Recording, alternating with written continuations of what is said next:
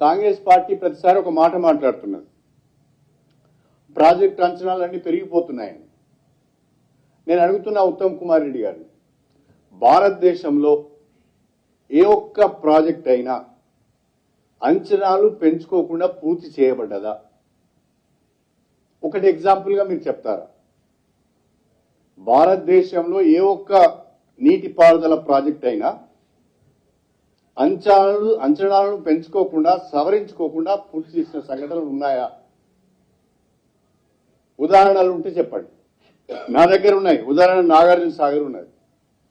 నాగార్జున సాగర్ 1954లో 122 కోట్లతో ప్రారంభించింది. అది పూర్తి అయిన నాటికి 1200 కోట్లకు పోయింది. 122 కోట్ల నుంచి 1200 కోట్లకు పోయింది. అదేవిధంగా మన రాష్ట్రంలోనే శ్రీరామ్ సాగర్ ప్రాజెక్టు ఉన్నది. దాన్ని అయితే 40 కోట్లతోనే ప్రతిపాదించారు. అంటే ఆ రోజు కాస్ట్ ఎఫెక్ట్ అట్లా ఉండేది. ఇది కూడా 1964లో 40 కోట్లతో ప్రతిపాదించిన శ్రీరామ్ సాగర్ పూర్తి కావడానికి 4300 కోట్లైంది. 40 కోట్లు ఎక్కడ, 4300 కోట్లు ఎక్కడ?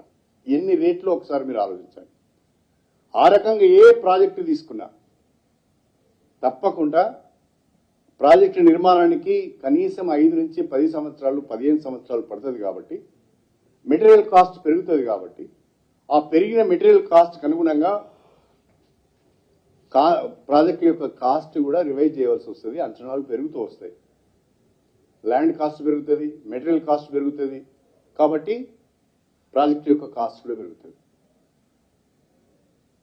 బీఆర్ఎస్ ప్రభుత్వం ప్రాజెక్టుల యొక్క అంచనాలు పెంచింది అని మాట్లాడుతున్నారు. పెంచినది ఎవరో చెప్పండి. దేశంలో ఏ ఒక్క ప్రాజెక్ట్ అయినా ప్రతిపాదించబడిన ఎస్టిమేట్తోనే పూర్తి చేసింది ఉంటే చెప్పండి.